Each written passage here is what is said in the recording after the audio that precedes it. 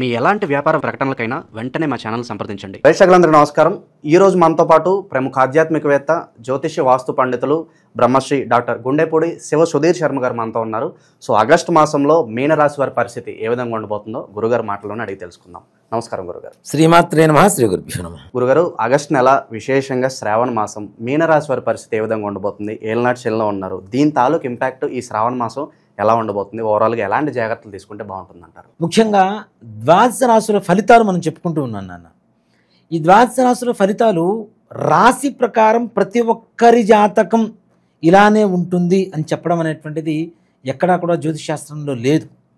ఒక రాశిలో కొన్ని కోట్ల మంది పుడుతూ ఉంటారు, అందరి జాతకం ఒకేలాగా ఉండాలని గ్యారంటీ ఎక్కడా లేదు. అలాగే మనం పుట్టినప్పుడు ఇప్పుడు ఏవైతే అనుకూలంగా ఉండేటువంటి గ్రహాలు ఉన్నాయో, ప్రతికూలంగా ఉండేటువంటి గ్రహాలు ఉన్నాయో, మనం పుట్టినప్పుడు లగ్నం నుంచి రాశి నుంచి ఏ గ్రహాలు ఎక్కడ సంచారం జరిగిందో అది తెలుసుకుంటే రాశిలో రాశి ద్వారా గోచారం చెబుతున్నాం కదా, ఇది జరుగుతుందని చెప్పడానికి గ్యారంటీ తెలుస్తుంది. ముఖ్యంగా నాన్న, మీనరాశి వారి అంటే ప్రతి రాశికి కొన్ని కొన్ని లక్షణాలు ఉంటాయి. ఇక్కడ మనం జ్యోతిష్ శాస్త్రం చెప్పుకునేటువంటి విధానంలో రాశి ఫలాలు, మాస ఫలాలు, దిన ఫలాలు, సంవత్సర ఫలితాలు ఇవన్నీ కూడా ఎక్కువగా మనం ప్రామాణికంగా తీసుకుంటూ ఉంటాం. ఉగాది రోజున అత్యధికమైనటువంటి ఒక పాత్ర, ప్రధాన పాత్ర పోషించేటువంటిది కూడా మన పంచాంగ. ఇది ఈ పంచాంగంలో రాయబడేటువంటి పరిస్థితుల రీత్యా కూడాను ఎట్లా తీసుకుంటారు అంటే ఆ సంవత్సరంలో ఉండేటువంటి గ్రహస్థితుల ప్రభావం అనేది ఒకటి. అలాగే ప్రతి నక్షత్రానికి, ప్రతి రాశికి కొన్ని కొన్ని లక్షణాలు ఉంటాయి. ఆ లక్షణాలను కూడా వాళ్ళు దృష్టిలో పెట్టుకొని ఆ సంవత్సర ఫలితం అనేటువంటిది వాళ్ళకి రాస్తూ ఉంటారు. ఇప్పుడు మీకు ఎరుపు రంగు చొక్కా బాగుంటుంది అనుకుందాం, ఓకే, ఇంకొకటికి అదే రంగు బాగుండాలని గ్యారంటీ లేదుగా, అవునా? అంటే మీ శరీర ధర్మం ఇక్కడేంటి, రాశి ధర్మం ఏదైతే ఉంటుందో దాన్ని ప్రధానంగా తీసుకుంటే మీనరాశి వాళ్ళకు వచ్చేసరికి వీళ్ళు బయట ప్రపంచంలో ఉన్నతమైనటువంటి స్థాయిలో ఉంటారు, కుటుంబంలో కూడా ఉన్నతమైనటువంటి విలువలతో కలిగి ఉంటారు. అంటే మానవతా ధర్మం ఏదైతే ఉందో వాటిని చక్కగా పరిపాలించేటువంటి పరిస్థితుల్లో ఉంటారు. ఏది మంచి, ఏది చెడు, చెడు అనుకున్నది దూరం పెడుతూ మంచి అనుకున్నది దగ్గర చేసుకుంటూ నలుగురికి మేలు చేసేటువంటి మంచి లక్షణాలు కలిగినటువంటి వాళ్ళు మీనరాశి వాళ్ళుగా చెప్పుకోవచ్చు. సున్నితమైనటువంటి మనస్తత్వం వీళ్ళది, అతి సున్నితంగా ఉంటుంది. అలా అని చెప్పి ఓ చిన్న మాటకి అలిగి పక్కకి వెళ్ళిపోతారని కాదు, దాంట్లో వాళ్ళు చెయ్యని పనికి మాత్రం మాట తినరు. కొంతమంది దాసోహం చేస్తూ వాళ్ళు ఏమన్నా సరే పడుతూ లేస్తూ ఇది చేస్తూ ఉంటారు కదా, అలా ఉండదు వీళ్ళది.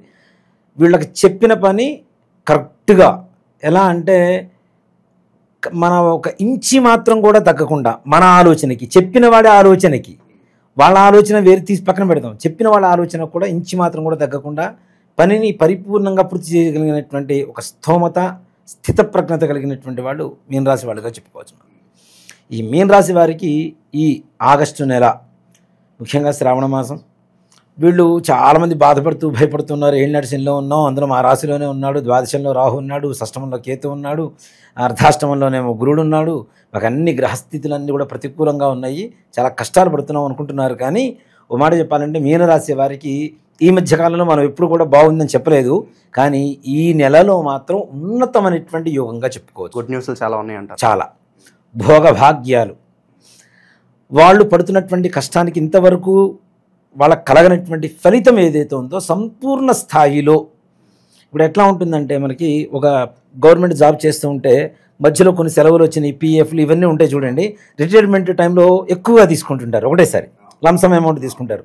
అలాగే ఇన్ని సంవత్సరాల నుంచి వీళ్ళు పడుతున్నటువంటి కష్టాలకి రానిటువంటి ఫలితాలన్నీ మూట కట్టుకొని ఒక్కసారిగా వీళ్ళు భుజాన పెట్టుకొని మోసుకుంటూ వెళ్ళిపోయేంత ఆనందదాయకమైనటువంటి మాసంగా ఈ యొక్క ఆగస్టు మాసాన్ని మీనరాశి వారికి చెప్పి పెద్ద అమౌంట్స్ అయితే చూడబోతున్నారు. పెద్ద అమౌంట్లు, అనుకున్నటువంటి పనులు సంపూర్ణంగా సకాలంలో పూర్తి కావటం, అలాగే ఇంట్లో ఉన్నటువంటి వాళ్ళ అనారోగ్య పరిస్థితి నుంచి ఆరోగ్య పరిస్థితికి చేరుకోవడం, తద్వారా సంతోషకరమైనటువంటి వాతావరణం ఇంట్లో నెలకొల్పబడటం. అలాగే ముఖ్యంగా మీనరాశి వారికి వివాహ విషయాలలో ఈ నెలలో చాలా బాగుండబోతుంది, దాంట్లో ఏమాత్రం కూడా సంశయం లేదు. అనుకున్న సమయానికి మంచి సంబంధాలు రావడం, కుదరటం, ఇట్లా వివాహాలు జరగడం ఇలాంటివి కూడా జరుగుతున్నాయి. అలాగే మొండి బకాయిలు, అంతకుముందు వీళ్ళు ఇచ్చినటువంటి డబ్బులు రాక ఇంకా రావేమో వదిలేసుకుందాం, సర్లే మన పని మనం చేసుకుందాం, వాళ్ళని అడిగి కూడా వేస్ట్ చేసి శత్రుత్వం కొనుక్కొచ్చుకోవడం దేనికి అనుకునేటువంటి పరిస్థితుల్లో కూడా అలాంటి మొండి బకాయిలు వీళ్ళు ఎదురు వెళ్ళి తీసుకున్న వాళ్ళు ఎదురు వెళ్ళి మళ్ళీ ఇచ్చే పరిస్థితిలో కూడా లాభదాయకంగా కనపడుతుంది. ఆర్థికంగా బాగుండబోతుంది, ఆరోగ్యపరంగా బాగుండబోతుంది, వివాహపరంగా కూడా చాలా విశేషమైనటువంటి యోగం కలగబోతుంది. అలాగే సంతానం లేదు, పుట్టినటువంటి పిల్లలు ఆల్రెడీ ముందుగా అనారోగ్యంతో ఉన్నారు అనుకునేటువంటి వాళ్ళు ఇంకో సంతానానికి ప్రయత్నిస్తూ ఉంటారు. అలాంటి వాళ్ళకు కూడా మంచి ఫలితాలు ఇచ్చేటువంటి మాసంగా ఒక మీనరాశి వాళ్ళకి ఆగస్టు మాసం చెప్పుకోవచ్చు. అలాగే రైతుల వ్యవహారానికి వస్తే వాళ్ళకు కూడా అంటే మరి ఇన్ని గ్రహాలు బాగాలేదు కదండి, ఏ గ్రహాలు బాగున్నాయంటే ఇక్కడ ముఖ్యంగా శుక్రగ్రహ, కేతు, కుజగ్రహ ప్రభావం వీళ్ళ మీద సంపూర్ణంగా ఉండబోతుంది. భూమిపరమైనటువంటివి రైతులకి ముఖ్యంగా మంచి లాభదాయకమైనటువంటి రేట్లు రాబోతున్నాయి. అందులోనూ ఇప్పుడు బాధపడుతున్నటువంటి రైతులు మిరప పంట వేసినటువంటి రైతులు చాలా బాధపడుతున్నారు. తగిన రేట్లు రావట్లేదండి, కనీసం 20-30 ఎకరాలు వేసాము, మొత్తం తీసుకెళ్ళి గోడౌన్లో పెట్టుకున్నాం, వేసి గోడౌన్లలో అమ్మడానికి అవకాశం రాకుండా పోతుందని. ఈ నెలలో తప్పనిసరిగా మిరప రేట్లు పెరగబోతున్నాయి. తద్వారా వీళ్ళకి ఆర్థికంగా ముఖ్యంగా మంచి లాభదాయకంగా ఉంటుంది. అలాగే రియల్ ఎస్టేట్ రంగం వాళ్ళు వీళ్ళకు కూడా మొన్నటిదాకా బాధపడుతున్నటువంటి ప్రతి ఒక్క ఏజెంట్స్ కావచ్చు, లేదంటే ల్యాండ్ ఓనర్స్ కావచ్చు, ఎవరైనా సరే సంతోషదాయకంగా వీళ్ళు అమ్మినటువంటి డబ్బులతో వీళ్ళు సొంతగా గృహయోగం కలిగేటువంటి యోగం ఈ మాసంలో కలగడానికి అవకాశం ఉంది.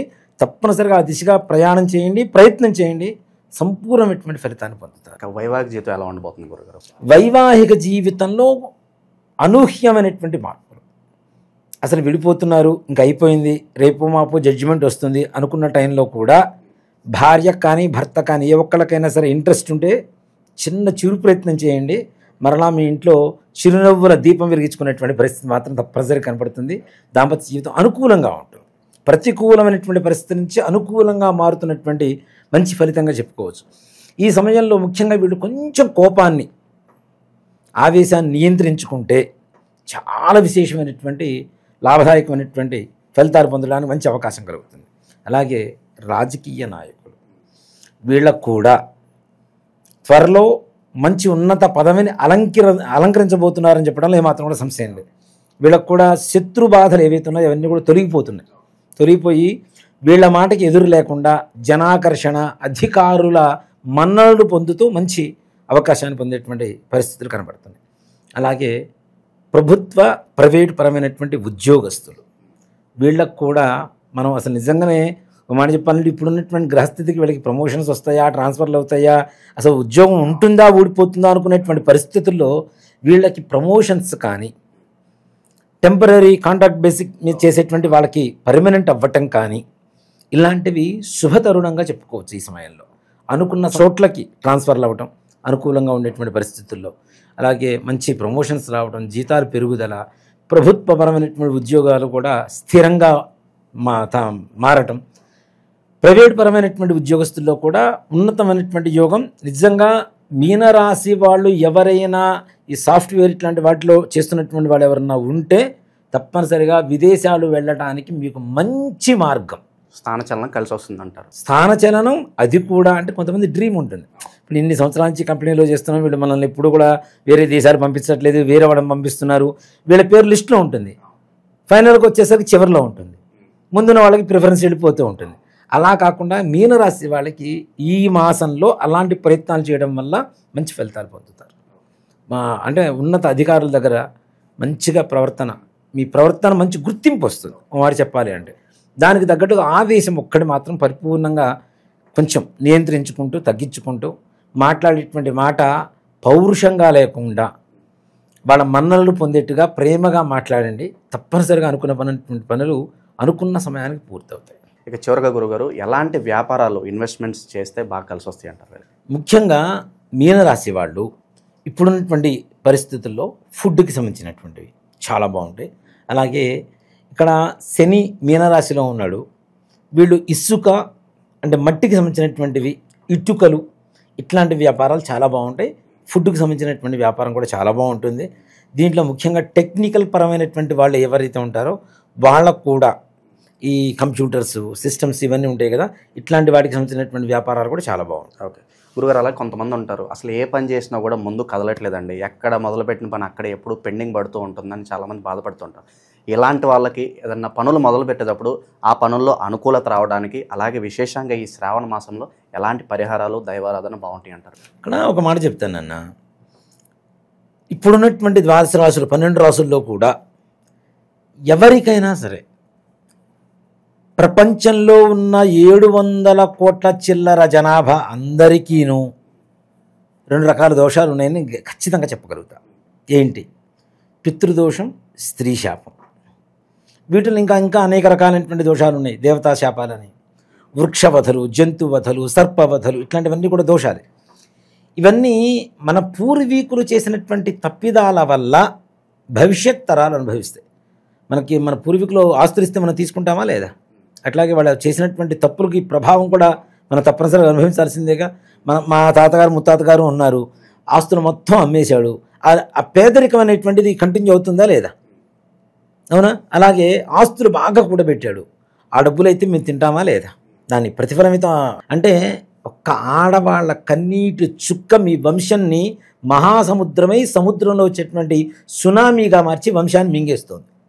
దీనివల్ల పెళ్ళిళ్ళు కాకపోవటం, అనుకున్నటువంటి పనులు కాకపోవటం, వ్యాపారం బాగుండకపోవటం, ఉద్యోగం సరిగా రాకపోవటం, పిల్లల మాట వినకపోవటం, పిల్లలు ఆరోగ్యవంతంగా ఉండకపోవటం, ఇంట్లో అనారోగ్య సమస్యలు, ఆర్థిక సమస్యలు, ఇచ్చిన అప్పులు వెనక్కి రావు, మనం తీసుకున్న అప్పులు తీర్చలేము, మనం ఎవరికన్నా అడ్డుండి ఇప్పిస్తే అవి కూడా మనం కట్టుకునేటువంటి పరిస్థితులు రావటం, ఇట్లానే దీంతో పాటుగా అనేక రకాలైనటువంటి మానసికమైనటువంటి అస్థిమిత, అట్లానే పిల్లలు ఆటిజంతో పుట్టడం, అవునా, చదువుకోరు, ఇంకా దుర్వ్యసనాల పాలవటం. అంటే మనుషుల్లో అందరికీ ఉందనే చెప్తాను. ఇంకా చెప్పాలి అంటే దాదాపు 80-85 ఆ టైం నుంచి పుట్టినటువంటి ప్రతి ఒక్కరికి ఉంది. దాంట్లో ఏమాత్రం కూడా సంశయం లేదు. పరిష్కారం ఏంటంటారు దీన్ని? ఒక్కడేనన్న, ఇది ప్రతి అమావాస్యకి మనం పితృకార్యాలు చేస్తూ ఉంటాం, అవునా? అలాంటి అమావాస్య ప్రతి నెల చాలా విశేషమైనటువంటిది. మనం ప్రతి నెల అమావాస్యకి ఇంట్లో పితృతర్పణ వదలండి, ఎవరికైనా బ్రాహ్మణికి స్వయం పాకం ఇవ్వండి అని చెప్తుంటాం. తద్దినాలు పెట్టరు. తద్దినాలు పెట్టకపోవడం, మేము కాశీలో పెట్టొచ్చామండి, గైలో పెట్టొచ్చామండి, నిన్న భోజనం చేసాం, ఇవాళ భోజనం చేయకుండా మానుతామా? నిన్న పండగ జరిగింది, మరుసటి రోజు మళ్ళీ వండుకొని తింటామా లేదా? అవునా? అక్కడెక్కడో కాశీలో పిండం పెట్టొచ్చాము, ఇంకా అయిపోయింది అంటే అది ఎట్లా కరెక్ట్ అవుతుంది? కొంతమంది ఇంట్లోంచి చెప్పకుండా వెళ్ళిపోతుంటారు. వాళ్ళు ఉన్నారో లేరో కూడా తెలియదు. ఒక మనిషి 14 సంవత్సరాల పాటు కనుక కనపడకుండా వెళ్ళిపోతే వాళ్ళకి కర్మ చేయవలసిందే. అది చేయట్లేదు, అవి వదిలేస్తున్నాం. అసలు ఇప్పుడు ఉన్నారో లేదో కూడా తెలియదు, వదిలేస్తున్నాం. ఇలాంటివి తద్దినాలు పెట్టకపోవటం, కర్మలు సరిగా చేయకపోవటం, శ్రాద్ధం శ్రద్ధతో పెట్టకపోవటం, తల్లిదండ్రులు ఇచ్చినటువంటి జన్మ, వాళ్ళు ఇచ్చినటువంటి విద్య, వాళ్ళు ఇచ్చినటువంటి శరీరం, రక్తం, మాంసం, దీంతో పాటుగా వాళ్ళు ఇచ్చినటువంటి జ్ఞానంతో మనం బ్రతుకుతున్నాం. ఇన్ని ఇచ్చినటువంటి వాళ్ళ రుణం తీర్చుకోవాల్సిన అవసరం ఎవరికి ఉంది? కొడుకుంటాం, అవునా? ఇలా కొడుకు చేయకపోవటం వల్ల కొడుకులు పుట్టకుండా కేవలం కూతుళ్ళే పుట్టేటువంటి దోషం కూడా ఈ దోషం ద్వారా కనబడుతూ ఉంటుంది. అంటే ఇక వంశం లేదుగా. నెక్స్ట్ ఇంటి పేరు ఎక్కడుంది? ఆడపిల్లలే పుడితే ఇంకో ఇంటికి అమ్మాయిని ఇస్తావు, అమ్మాయి ఇంటి పేరు అబ్బాయి ఇంటి పేరు అవుతుంది, కానీ నీ ఇంటి పేరు లేదు కదా, అయిపోయింది కదా, శాశ్వతంగా నీ వంశం నిర్వంశం అయిపోతుంది. ఇలా అసలు పిల్లలు పుట్టకపోవటం కూడా, అనుకున్న పని ఏ ఒక్కటి పూర్తి కావటం లేదా. సింపుల్గా చెప్పాలంటే ప్రశాంతంగా మీ జీవితంలో లేరా అంటే మీ వంశంలో, మీ పూర్వీకుల్లో ఆడవాళ్ళు మగవాళ్ళు 60 ఏళ్ల లోపల heart problem, kidney problem, liver problem, brain stroke, suicide, accidents, cancer, ఇట్లాంటి కారణాలతో చనిపోయారు. మీ పూర్వంలో 2 వేసి పెళ్ళిళ్ళు చేసుకున్నారు, ఇంట్లో భార్య ఉండగా కూడా ఇల్లీగల్ కాంట్రాక్ట్స్ పెట్టుకొని ఇంట్లో ఉన్న ఆడవాళ్ళని బాధ పెట్టారు. భర్త ద్వారా భార్య కావచ్చు, అత్తమామల ద్వారా కోడలు కావచ్చు, ఆడపడుచు ద్వారా వదిన కావచ్చు, వదిన ద్వారా ఆడపడుచు కావచ్చు, మరుదుల ద్వారా బావల ద్వారా మరదలు కావచ్చు. ఇలాంటి వాటికి ప్రతి నెల అమావాస్య మా ఆధ్వర్యంలో జరుగుతూ ఉంటుంది. తప్పనిసరిగా గోకర్ణంలో మహాబలేశ్వరుడి చెంత ఈశ్వరుడు ఆత్మలింగం, ప్రపంచంలో ఇంకెక్కడా లేనటువంటి ఒకే ఒక్క చోటు ఉన్నటువంటి ఆత్మలింగం గోకర్ణ క్షేత్రంలో మాత్రమే ఉంది. అక్కడ చాలామంది కూడాను ఈ మన సామూహికమైనటువంటి శ్రాద్ధాలు అవి చేస్తుంటారు. దయచేసి మీరు చేయించుకోపోయినా పర్లేదు, సామూహికమైనటువంటి శ్రాద్ధాలు పెట్టవద్దు. దానివల్ల వచ్చేటువంటి మంచి ఫలితం కంటే చెడు ఫలితాలు ఎక్కువగా ఉంటాయి. ఈ వెబ్సైట్లు అవన్నీ కూడా చాలా క్రియేట్ చేసి చాలామంది చేస్తున్నారు. అవి కూడా వాటిలో ప్యాకేజీలు పెడుతున్నారు. అవన్నీ కరెక్ట్ కాదు నాన్న. రాండి, తప్పనిసరిగా సశాస్త్రీయంగా ఎవరైతే బ్రాహ్మలు ఉంటారో, కర్ణాటకలో అందరికీ తెలుసు జంగం వాళ్ళు ఎక్కువ మంది ఉంటారు. జంగం వాళ్ళు కాదు, బ్రాహ్మలే, జంగం వారే. సో కాబట్టి బ్రాహ్మలు చేసేటువంటి విధానంగా సశాస్త్రీయంగా అక్కడ తప్పనిసరిగా పూజ చేయించుకొని మన దగ్గర నుంచి బస్సులోంచి బయలుదేరుతుంటాం. ఇక్కడ నుంచి ప్రతి నెల అమావాస్య ముందు రోజు బయలుదేరుతాం. అమావాస్య రోజు పూజ అక్కడ. అందులో ఈ శ్రావణ బహుళ అమావాస్య మఖా నక్షత్రం కలిసి వచ్చింది. ఈ దోషాలు ఉన్న వాళ్ళ వంశంలో మఖా నక్షత్రంలో పుట్టేవాళ్ళు కూడా కొంతమంది ఉంటారు. మఖా నక్షత్రం కలిసి వచ్చినటువంటి అమావాస్య, శ్రావణ బహుళ అమావాస్య చాలా విశేషమైన ఈ ఆగస్టు మాసంలో వచ్చే అమావాస్య. ఈశ్వరుడికి, వెంకటేశ్వర స్వామి వారికి, లక్ష్మీదేవికి, గౌరీదేవికి, పితృదేవతలకి, చంద్రుడికి, ఇంతమందికి ఇష్టమైనటువంటి మాసం ఇది.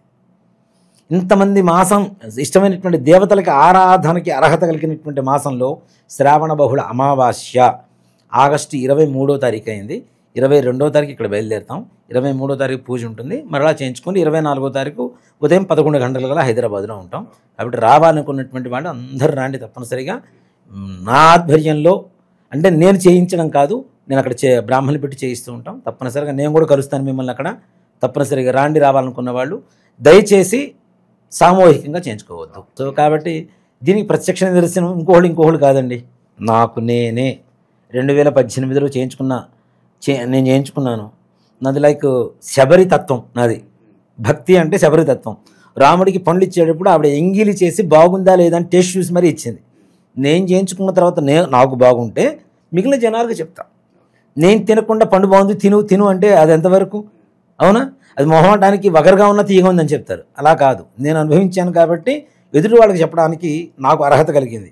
మనం అనుభవించిన తరువాత, మనం చేసిన తర్వాత చెప్పడం అనేటువంటిది ధర్మం. కాబట్టి నేను చేయించుకున్న నా జీవితం సంపూర్ణంగా అక్కడ ఉన్నటువంటి మహాబలేశ్వరుడు అనుగ్రహంతో నా జీవితం మహాబలంగా తయారైంది.